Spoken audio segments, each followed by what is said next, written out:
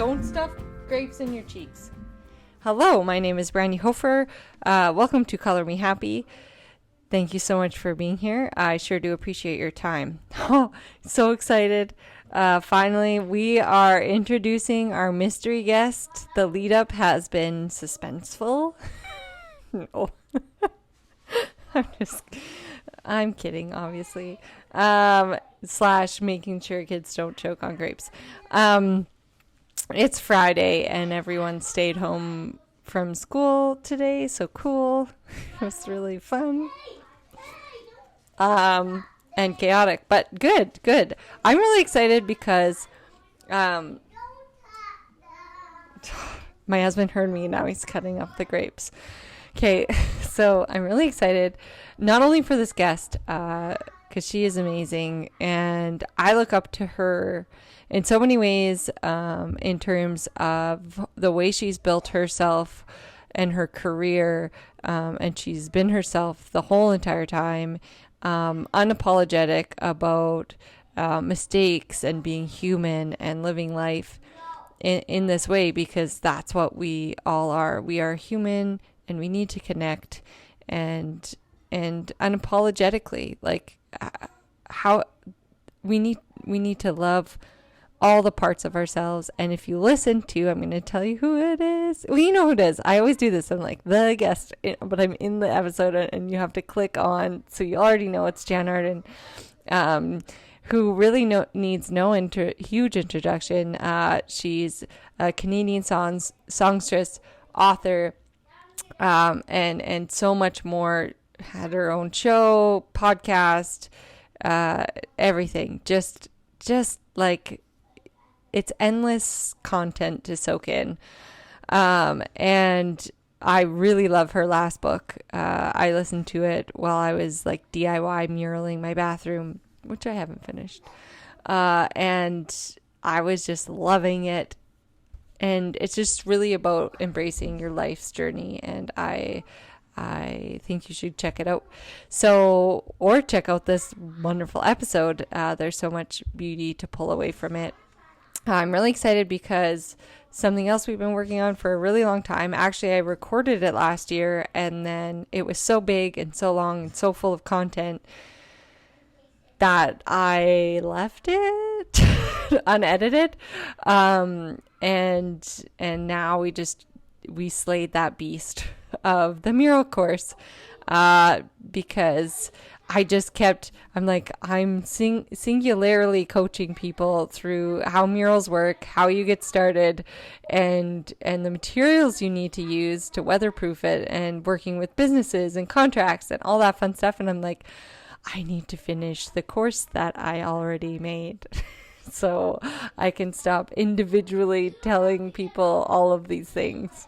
Not that I don't love chatting with friends. I do. I love that you're here. I love chatting on the podcast and connecting on social media and connecting in our Color Me Happy community.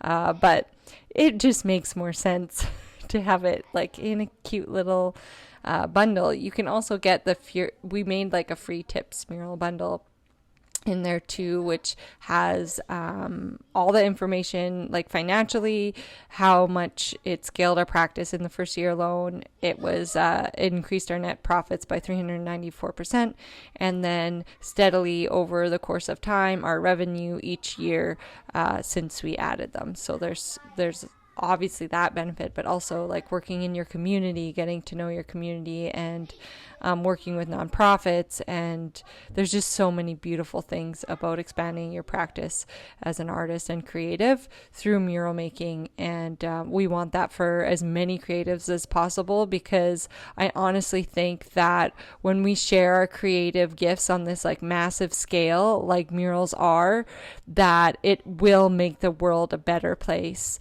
It has the potential to do that.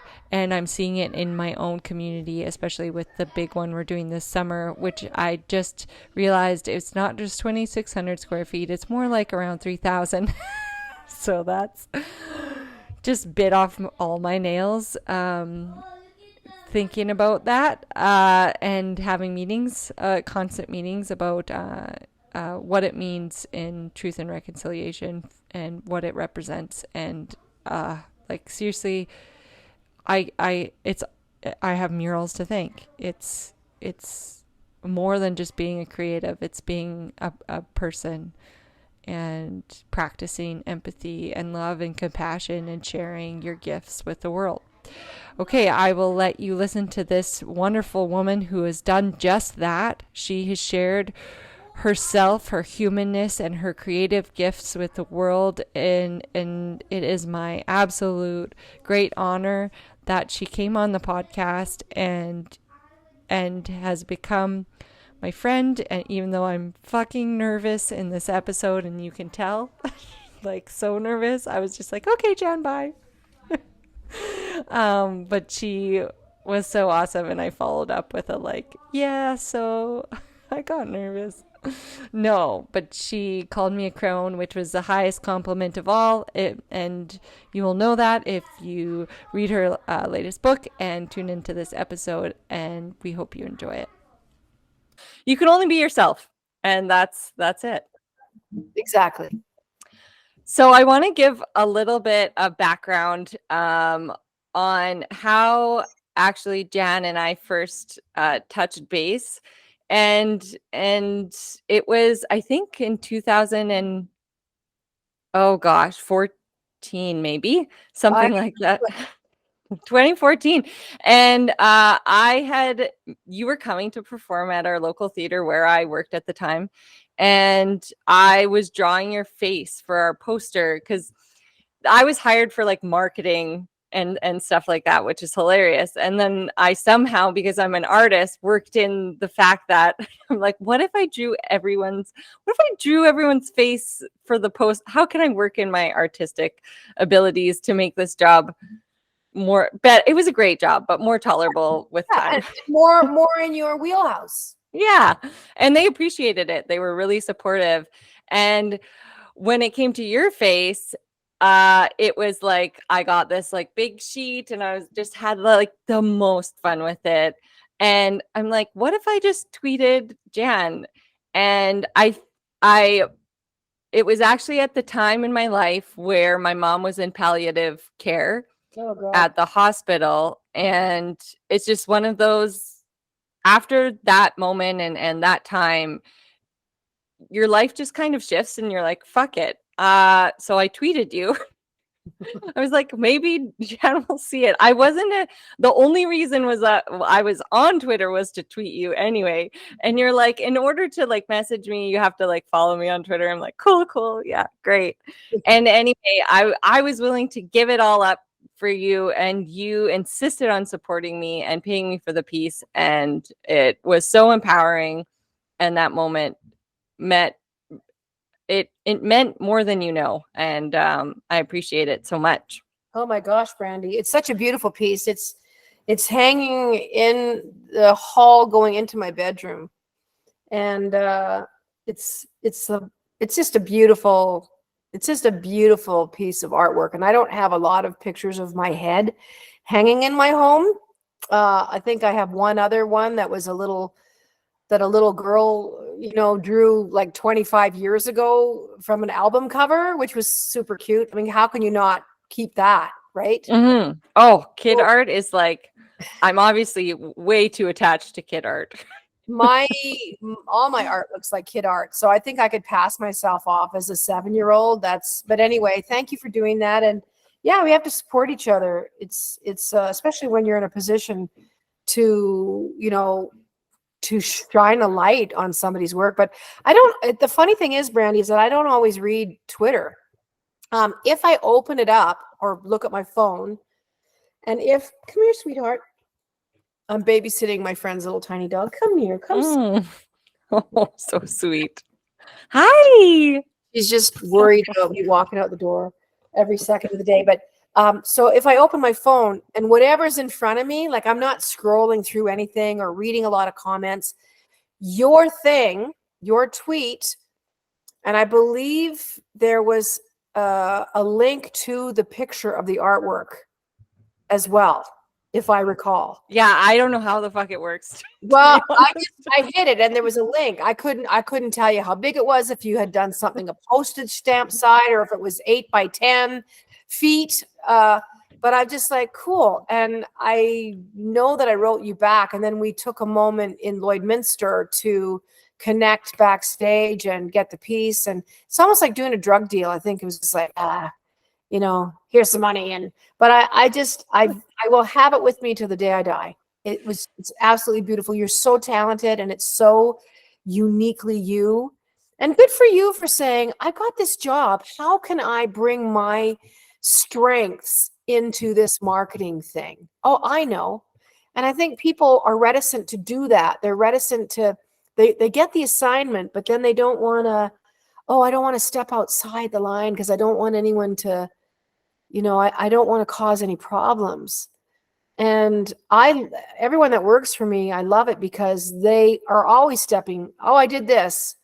I was going to ask you, but I figured that anyone that works with me knows me well enough to know that I'm going to love someone who takes initiative and does things. And I don't micromanage people either. So that's a thing too.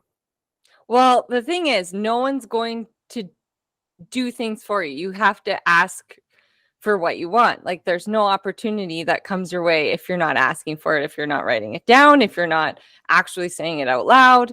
It's no one can read your mind, right? People are so afraid of failure that it keeps them from progressing in their lives in all aspects, emotionally, professionally, in a business sense, in a personal life journey sense. Failure is a huge part of the equation to succeeding in your life, even in relationships. And I have failed at pretty much every relationship I've ever had, but that's never going to keep me from pursuing another one or getting involved again, because I have just learned every time out. And in my professional life, my God, I have failed epically so many times. And it doesn't bother me. I'm just like, oh, well, whatever. It doesn't mean anything. It means you're trying. My mom always said, actually, right before, she wouldn't, like 3 months leading up to her death, she just, anything anyone said or did, she'd just say, you are in charge of your own destiny. She just like wouldn't elaborate. She just kept saying it over and over and over again. And I have to appreciate that sort of thing that, you know, sticks in your head. That's something really good that can stick in your head, right?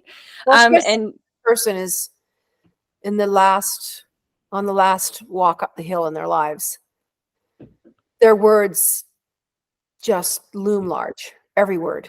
And you're like, I don't really know what that means, but I'm going to hold on to that forever. I'm sorry that your mom died so young, and that, you know, it's so terrifying to begin with, but it's what we do, and it's what happens to human beings. And we have no language for grief in our society, in our culture.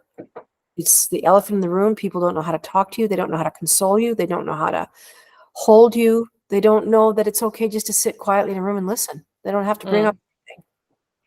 But the avoidance, I hope you didn't experience that too much. I hope people were able to have conversations with you and speak about your mom and talk about memories. And I hope they can still bring up memories about your mom to this day and say, oh, I remember when she did that and she was so this. And that's what's so important.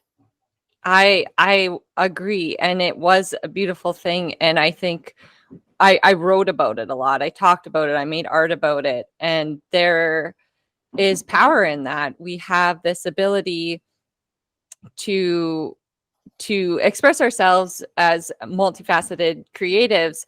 And I think it's a gift that others, you know, sadly don't. They have it too. They just don't go exploring for it because we haven't been given the tools, sadly. Oh, absolutely. I think artists have a little bit of a head start. It's like we have a different gun going off for us than people on the you know, that start line, because you have a creative outlet. I know my grief was much different than my brothers, who, you know, aren't particularly creative people. They are in their own ways. They're both smart and they both do their own things, but writing music writing music about my mom's Alzheimer's, or, writing about my dad, about not knowing him. I just felt like it was such a big move forward for me to be able to be in the same room as my grief, to sit at a table with my grief and have a cup of coffee with my grief and talk to my grief and invite my grief in for a meal. Why don't you come in and stay for a bit? You don't have to run out. Come and sit down. I'm not afraid of you. You don't need to be afraid of me. That cliche about it being an echo of love. You can't grieve if you haven't loved someone. Or you can't, grief doesn't exist. Imagine what we'd feel like every day. Hundreds of thousands of people pass away, people that we know at a distance, but we're not affected by it so much. We feel empathy. Well, most of us do, but we're not burdened with, you could not live a physical, spiritual life as a person if we felt every increment of loss that other people go through. But anyone that's lost their mom, I think we're in a club. And, and I'm 60 and I still feel like I was too young. When mom died, I was 56, just turning 56. And I thought, oh my God, I thought I'd have her till I was 75. Like, I really thought my mom would be 96 years old. Yeah. I mean, the best way I can describe it is losing your sense of home. They're your home. That's perfect. That's perfect. It's the truth, because no matter where our parents took us to or how many times people moved, or home is the two of them standing in the driveway and in front of the door. Yeah, for sure. That's very well put. It's not easy being a person. It's filled with so many disappointments. We lose the people that we love. Our family pets that are so dear to us, our neighbors, our relatives, our grandparents.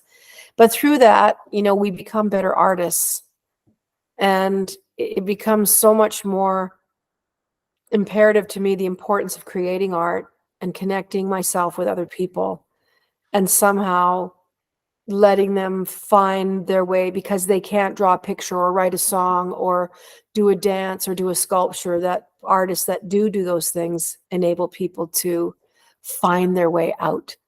And that's what's so important about your job, is giving people a way to find their way out of it. Or that's what I feel like. And that picture totally sums up where I'm, all of that. Or actually, enabling them, giving them a place to do art without any judgment. Like, to teach them, here's a piece of paper, here's some this, just try it. You'll love it. Doesn't matter what it looks like. And I love creating a safe space. Yes, facilitators, creating a space to create, and then having people find out when they leave the first time, going, that was so great. I loved that. I didn't think I'd like that. I'm like, yeah. I volunteered. I volunteer once in a while with youth. I also run youth programming. We just started, but my first ever time doing it, I was really nervous, and it was mostly young women. And, they all come in, and we were doing portraiture, which is hard. Let's not be like, drawing faces are hard, let alone your own face. So I had them drawing their own faces with this special technique I have. And, they all showed up, and one in particular was like, I can't do this. I don't think. And by the end, she twirled with her picture up above her head, did a spin out the door, and she said, I'm going to sell this for $1,000. It's like, all right, we did it. So, I mean, even the smallest of things, like if we can give our time and our energy, and I always say time is our most precious commodity, and maybe we don't have money to give, or but we have time, and we have gifts that we can give. And always, and when we talk about grief and losing people, and you talked about it in your recent book, you said power comes from the passage of time, wisdom comes from failure. And you're so right. If you didn't fail, it just, and my son, he's 6 and he constantly says like, I don't want to die. Are you going to die, mama? And I say, yeah, you, buddy. And I have the same answer every time. And like, if we didn't die, we couldn't live. So it's just, those are hard conversations to have with children, because you don't want to see your child. I mean, I never had kids. I can't imagine the complexity of the little questions they ask, and that goes to show you right there that the big things are the small things, and the small things are the big things. It's contrary to our belief system. It's the small things. A life is a series of seemingly insignificant events, thousands of them. And they all it's like stringing popcorn for a garland around a tree. Little event, little tiny event, questions from my son, this, and they make this tapestry. It's such an artistic thing, but yeah, I can't imagine somebody small, 6 years old, having to ponder mortality. And I was very much your son, because I was that person asking my mom, what happens? And my mom was so cavalier. Well, you have to die. I'm sorry. That's just the way it goes. And you don't have to worry about that right now.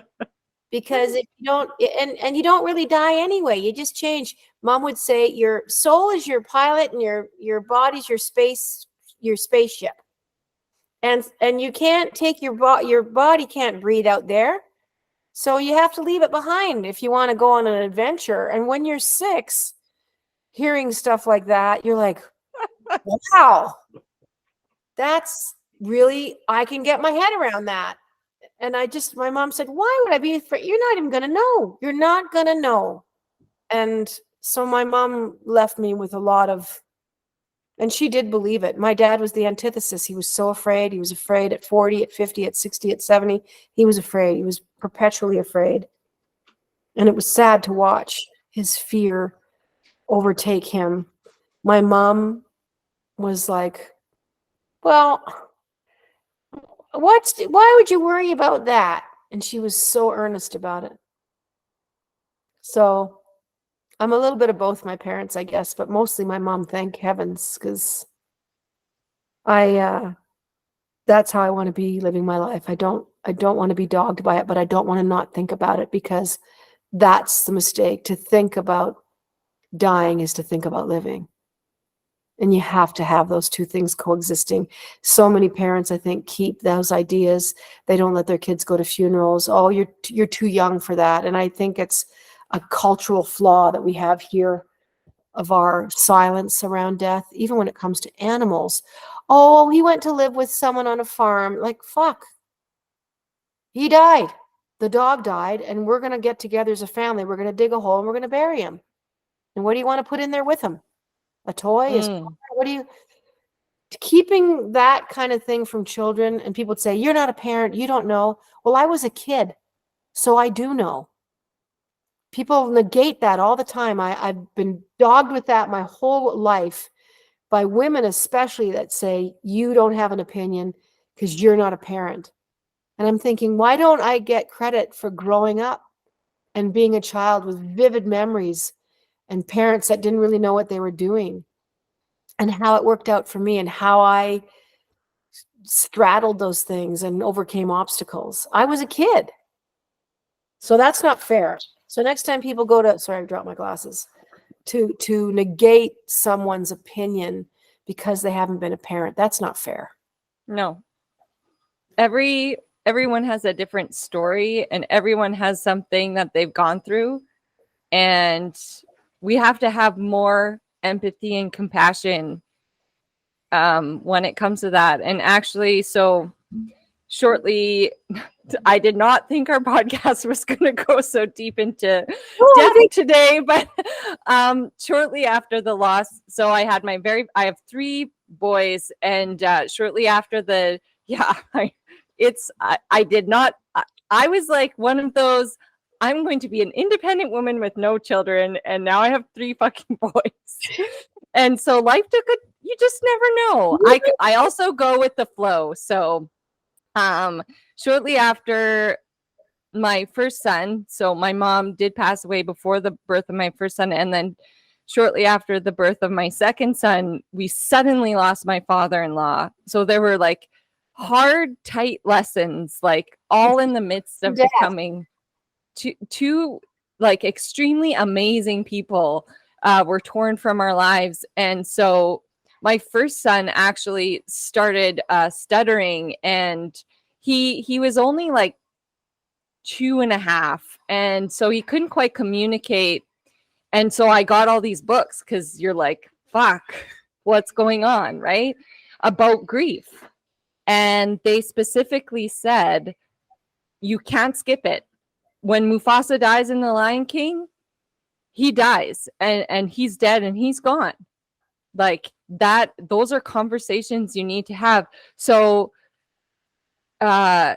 he knew his papa, and about 6 months, when he was 3 and some, he started to talk about it. All of a sudden, he started to talk about papa and how he missed him. He didn't have the words. He was 2.5, but he could feel those feelings. He could feel grief. That he was a small child. Everyone feels grief, and the only way you need to talk through it, you need to feel it, you need to, like, I just found it so fascinating that as soon as he had the words, he started saying what he was feeling, you know. He's still living in a place at that age where a veil has been lifted, and I think the space between your papa and your son was minute. I think the bond of love, the lineage, that legacy, that your father-in-law was with him and he could see him. That's what I believe. Maybe not in a sense where, it's a body. It's not like he's floating around or scaring the kid, but a sense of well-being and of pure love inside your son. And so by the time he was able to say, as he gets older, perhaps that distance grows, a little bit more with each passing moment, each day, each week, each month. And so for your son to say, I miss him, I think it's so legitimately real, because he couldn't tell you when he was 1, because he was around him. He was there around him. And then as they get older, as we get older, we need that less and less. But it's so funny how our minds have been programmed to work, because so much of what we have, it's learned, it's in us, but they're not these visceral memories from the time, 5 and lower. 5's, it's quite lost to us. Lots of memories. I have specific little things. I certainly remember my grade 1 teacher and things like that, but I'm not surprised by that, Brandy. I'm not surprised by his grief and his desire to want to speak about somebody that was with him in his bedroom and with him, because neither of them had a language. That's so interesting. Your papa didn't speak to him. They didn't speak. It was that language of love. I'm here with you. You just feel it. You feel it when someone adores you. Mm-hmm. So there's so much more to us than meets the eye. I'm not a religious person. I'm not an Adam and Eve person. I'm not that kind of a biblical thinker. I don't negate the importance of a piece of literature like that. I'd be foolish to negate the history of a work like that. But as for me, when I think about the dinosaurs and Neanderthals, and, somebody made them too. God, I don't know what they were thinking, but we evolved into what we are. We evolved. We weren't made these beings that made computers and created all this technology. This is a very specific time in humanity. It blows my mind. I can't think about it, because even when I start thinking about how people make pyramids, I'm like, I can't do it. Somebody must have been helping them. Someone told them what to do. Yeah, I'm listening to Melinda Gates right now, her book. Have you listened or read it? Oh, it's on my list. It's great. It's I mean, and it was written like a few years ago. So she predicted some things coming the way for women, which is unfortunate. And then I'm at the part where she's talking about AI and how it's going to change the world. I was like, she must know something that we don't, because she must know, like, they must have like a real person robot or something already built and ready to go. She's like, when AI hits the world, and I'm just like, they've got something. But that's not what her book's about. Well, I'm sure they've been working on it since the inception of the personal computer. I think AI has always been part of the human story. You know, when you look back to Isaac Asimov, some of these science fiction writers, you know, that looked at a future, even in the 40s and the 50s, of robots, of people doing things, of household chores, cartoons like the Jetsons, talking on your watches, you know, beep, hitting a button and seeing your mom's face, time to come home for dinner, Janet. And, you know, here we are, not that many decades later, really living all these things. So, you know, all the imaginations that went into creating Star Trek and these other worlds and other lives. We are so insane to think that we are the only little planet with living things on it, with trillions after trillions of galaxies, never mind planets, and a universe that is ever expanding. Mm-hmm. Mm-hmm. Into what? It's too much for us to unpack, but yet it's super fun to ponder it, because it makes me feel much better about my life and how much there is ahead, even after the demise of my physical body. I'm not in any hurry. Don't get me wrong, anybody out there. But I'm very excited by what it is, and I do want to see my parents again, and there's friends I want to see and dogs I want to see, and I feel like that's absolutely a possibility. Yeah, I mean, how can we think that we know everything? That's actually how I ended. So I'm just giving away my whole book, but that's how I ended my book. Like, the fact that I threw in some science facts that I got from my children's books, but the fact that I was like, stars light takes 100 years to get here before we see it. Those, I like, love fun kid facts. I love stuff like that too.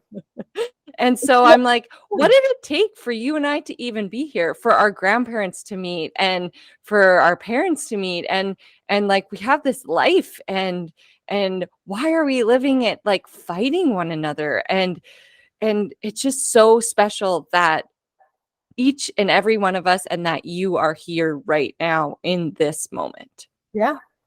Or that we even met, or that I opened a phone and saw your tweet. Like, is coincidence part of the equation, or is everything extremely deliberate? I do believe in free will. I believe in, you can go right or you can go left. And perhaps there's a story built for any decision that you make. I don't know, but the fact that we do fail, and that we do die, and that there's lots of obstacles and disappointments, and that we suffer physical illnesses, incurable things, horrible things that happen to bodies that we haven't quite figured out how to fix yet. That reminds me that you're here to learn, and don't despair. Hard things are there for a reason. And I don't believe in a reason for everything. I'm not one of those people. There's a reason for everything. I'm like, is there? I don't know. Some days I believe it, but I do believe that all those hard things are just part of being a person, and that this is such a temporary stop on our journey. This is such a temporary stop. I'm sure when babies come out, they're like, what the motherfucking, what just happened? What? They can't even really see. All they can see is the dark nipples. And that's for a reason, right? That's for a reason. They just need the one thing. And it's right there. That's all that they like. It's like super blurry, that because our brains can't take on that much information. Oh. I want to talk about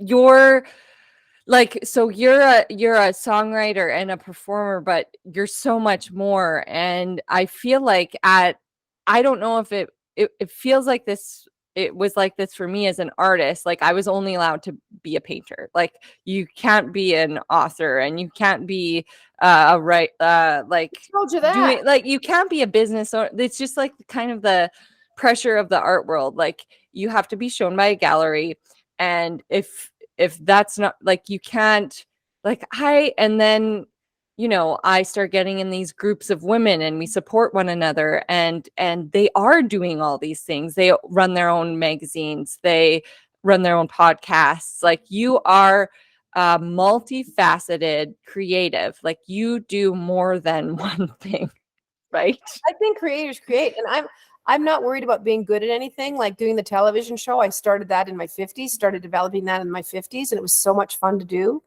Scripted comedy. It was a riot. And I'm working on a 1-hour crime procedural now with my co-creator of the Jann Show. But writing it's such an offshoot to writing music. There's no reason in the world you can't do everything. And creators create. There's no reason in the world. I don't know if it's an old way of thinking that you dedicate 40 years of your life to a specific thing, working at for the transit company, or working on the railroad, or working in the coal mine, that time of industrial revolution where you felt like you were very fortunate to have a job at all. You work on a assembly line building cars, you put your time in, you get your kid at the end of it, and maybe you get to put your feet up for 5 years before you kick your clogs. And that has changed, and it's changed unmeasurably for women especially. I think men were always allowed to have a lot of businesses and buy and sell businesses and be members of the club and do this and have the yacht and going yachting and sport fishing. And that was their way of doing a lot of different things. And obviously a massive generalization. So many men work themselves to death on this planet and continue to do that day after day after day. There's so many indentured people that, don't even get paid after 2 years. They keep them there, and you'll get paid. That's the only way they can keep them on these ships. And anyway, there's a lot of that crap going on.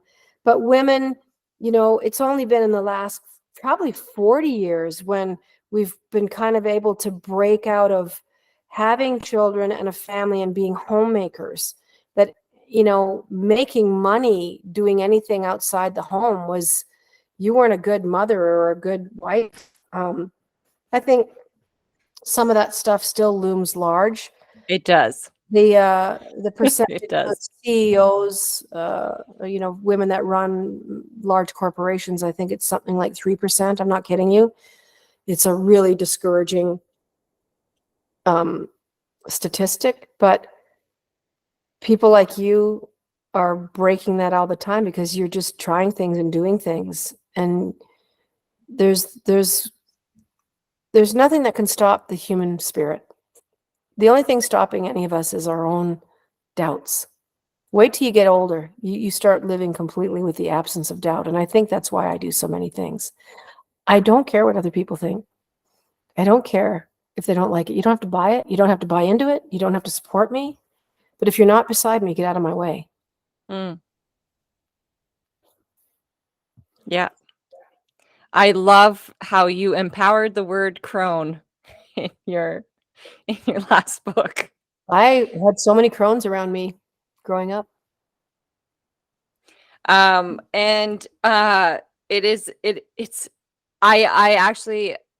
hope people read that, because there's so many gifts of knowledge and life experiences that you put into words, and it's not a super long book or anything. It's a quick listen. 1,000 words.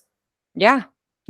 It was, but you just put all your little gems into one book, and I feel like they were gifts, because and not even just like listen to Jann's book, talk to the women who are a little bit older than you or have a little more experience, or ask your grandma questions, or talk to your aunt, or talk to your sisters, and gather information and continue to learn, because when we stop learning, that's when there's trouble, or think that we're not always learning. And there is so much power and wisdom to listening and learning to someone who has experienced other things and different things, and you can learn faster. We all know that with like the coaching world and what is going on, and like something that takes you years to learn, that is, they let you learn, they teach you in like 3 hours. I know. Just this wealth of experience. Here, I'll show you how to do that. But you have to be willing to give that. A lot of people do not like to share information. They hoard information like it's the secret to immortality.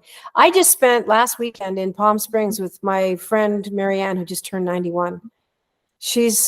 I admire her so much, and she's definitely a mentor to me, but she's also my contemporary. She's as clear as the day is long. She wanted to go gambling. She wanted to,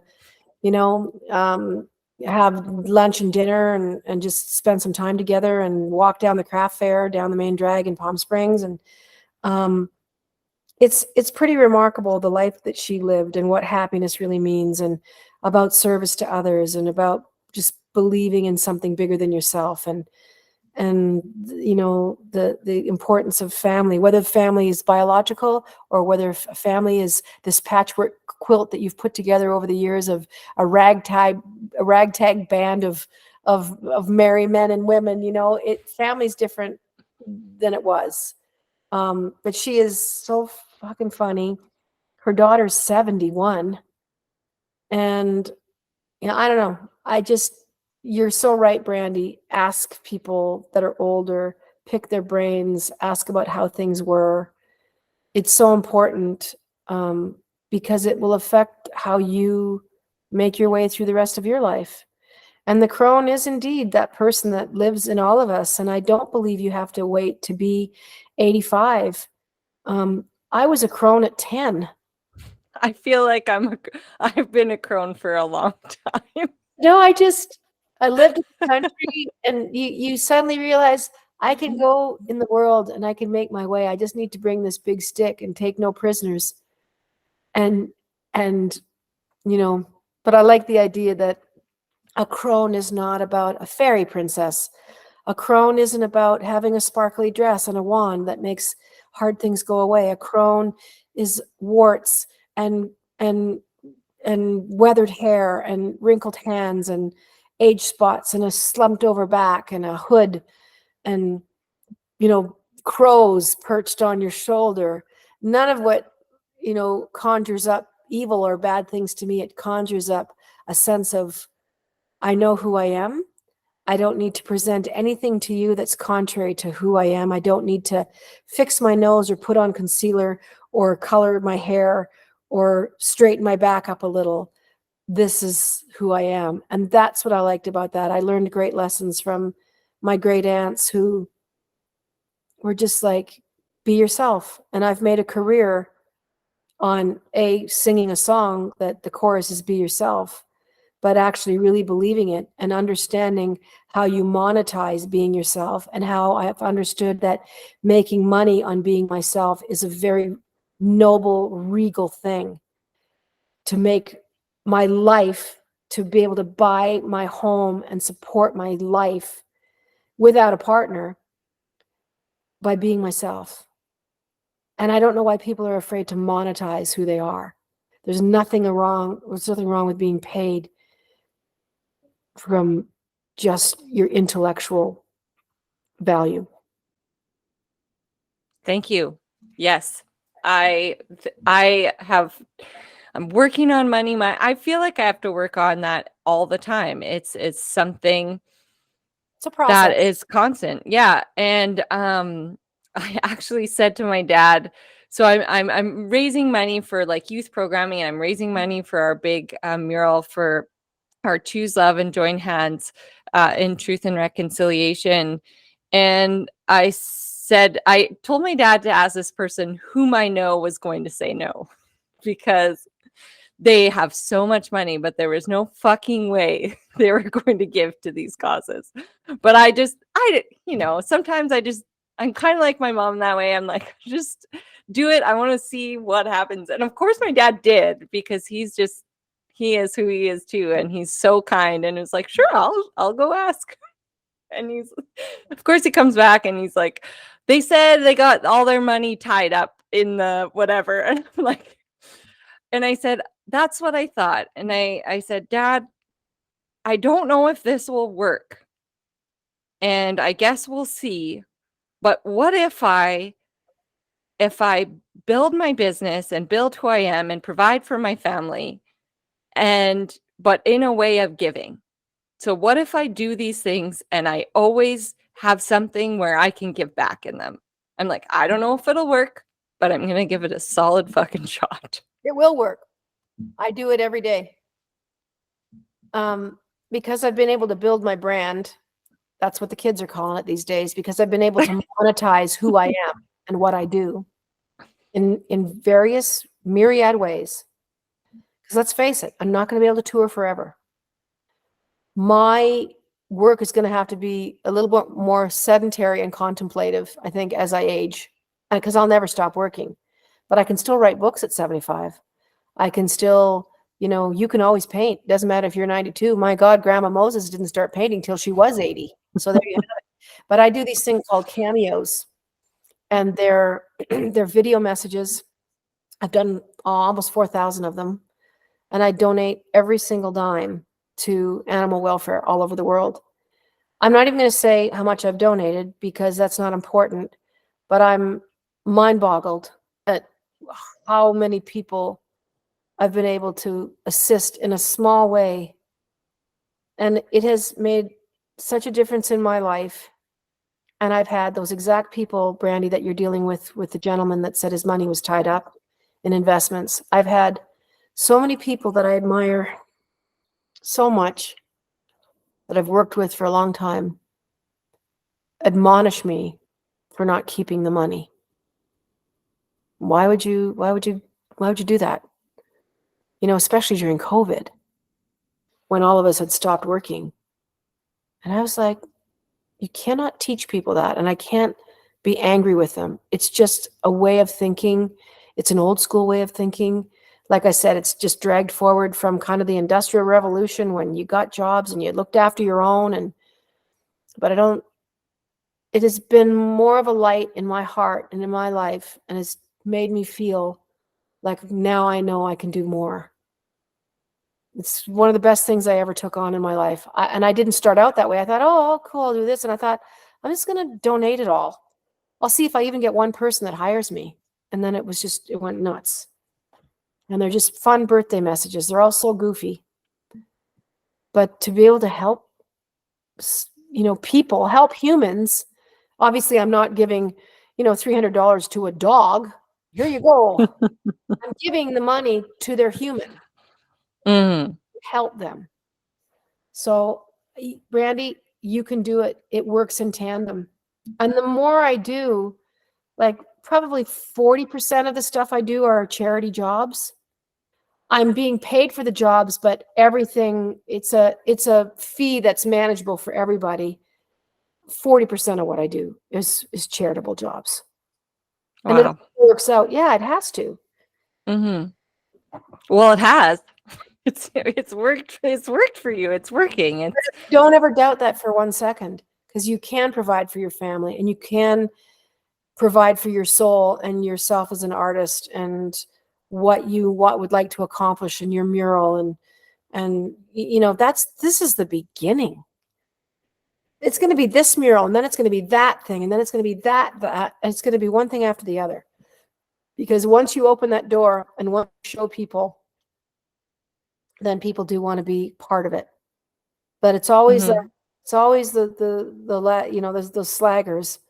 and that guy probably will come on board 3 years from now. Well, I probably can throw a couple. I don't know about that. His loss. His loss. No, I'm not set on it. I knew it was a lost cause from the beginning, and I have found so much love and support, and it was, what made it move forward and what it made it more powerful is when I started working with other women, and we all took these things on together. Couldn't have done it without those those amazing people. We have to lift one another up Yeah. to move forward. We like I say, like, no one's going to do this for you, but that doesn't mean you have to do it alone. No, every chair needs 4 legs, or Yeah. at least 3. Yeah. Yeah, it's a community of like-minded people, of artists. I think women, especially for millennia, for thousands of years, have gathered themselves together to fight so much injustice. I mean, things were, can you imagine 5,000 years ago in the Middle East, what women endured, even with their friggin' periods, they were sent to be in a tent, until their filthy whatever was over, and they were able to come back and be part of their community. So, I mean, that's just learning how to be humans. But the women that are, like you said it very succinctly at the top of the show, is the fact that we're here, that we came through our grandmother's great grandmother's great great great great great great great. I mean, going back, it would be so interesting to be able to glimpse who our ancestors were 1,000 years ago, and to look them in the face and go, I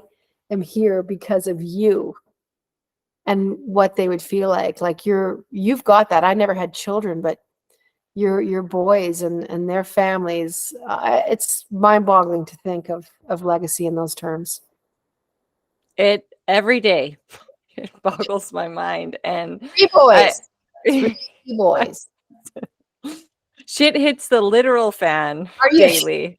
Are you done now? Do you think you guys will have... Yes. Oh my gosh. Please, you answered that a little quickly. Oh my gosh.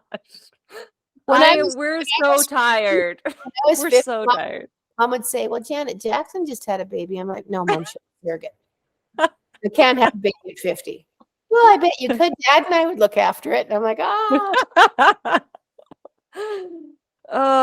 well, thank you, Jann. It was so nice to see you again. And we'll cross paths again. And if there's anything I can do to help with the mural or tweet things, or I appreciate you more than you know, and what you're doing is so wonderful. And your community is very lucky to have you.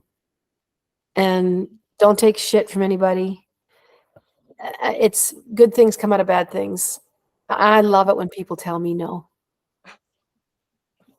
Oh, and yeah, thank you so much for being here. You are, like, I just look up to you so much in so many ways. So this means the world. And yeah, we will chat soon. Have a great... Find me 555-55-111-571. That's my phone number. I just gave it to the whole internet. Thank you so much, my friends, for being here. Couldn't do it without you. Feel free to share your thoughts, share your processes, share what you're working on in our Color Me Happy community. It is free, and we love having you there, and we love to see what you are up to and how you're making this world a better place through your creative gift. So again, that's Color Me Happy community. And it's on Facebook, and you can join our weekly... Okay, sure. Go to the toilet. Should I go downstairs? Yeah. So where was I? You can also sign up for our weekly newsletter at brandyhofer.ca and get our weekly inspiration, which I just discussed with... We're actually launching a new website in the next couple of weeks. I'm working with the most amazing women on this, and we were discussing like statistics, and I was like, what is the statistic for open like emails? And she's like, do you want to know the industry standards for like how many, like the percentage of people that open up emails? I was like, yeah, sure. 'Cause I know my own, and I know like who opens it and who reads it. And 'cause I put so much work into them every week. There's like a really beautiful theme and lots of thought to make your life better, and through the things that I've learned and the people I've talked to. And so she's like, it's 5%. And I was like, oh my gosh, I got an A like plus in emails. I'm like, mine's like almost 50%. She's like, and we just were laughing. So I know that these are special and that my audience is really special. I know that you guys are so special. Even we had our mural bundle come out, like our free mural bundle, like I talked about at the beginning of the episode. And we had it set up wrong in the first 12 hours, and it was giving everyone the free motherhood download about balancing motherhood and creative career. And I got all these messages. I woke up and I was like, holy shit. But most of them were like, Brandy, we love that you're a mother and we love how creative you are. And I'm so sorry, but I think I got the wrong download. I want to learn about murals. And I'm like, only my audience would apologize to me for me sending them the wrong download thing. And that's how great everyone in this community is. And I'm so grateful. So make sure you check out that mural bundle, subscribe to our newsletter. And also, I'd like to thank our wonderful sponsors who are supportive of this podcast, and we couldn't do it without them. Nouveau Laser and Aesthetic Center, Oasis Hot Yoga and Spin Studio, and Red Bicycle Communications. Actually, I am headed right now in 25 minutes to Oasis. It's Noodle Night. It's where you get to go do hot yoga and you go walk half a block to the noodle house, so you get to do yoga and have noodles. It's like win-win. And when the owner at Oasis was like, yeah, we're having noodle night, and I was like, what are they doing with pool noodles and yoga? That was what I visualized, just like a big noodle fight. I didn't know. Anyway, I'm glad to find out that it's the food noodles and and we get to do that. Okay, have the best weekend, and we'll all chat soon. Bye.